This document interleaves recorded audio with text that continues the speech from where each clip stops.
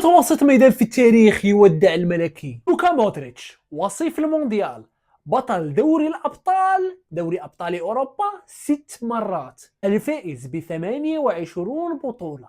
اللاعب أثبت نفسه كأسطورة ليس فقط في الريال ولكن أسطورة لكرة القدم بأكملها.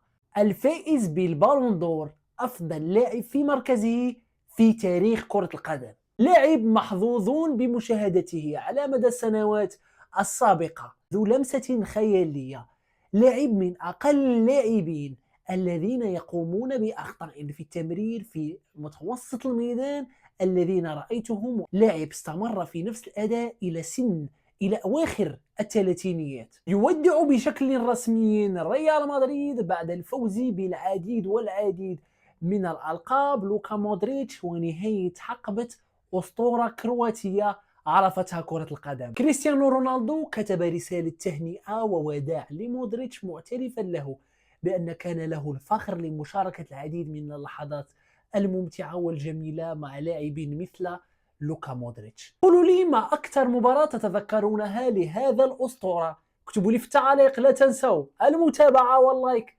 زياد بن يوسف.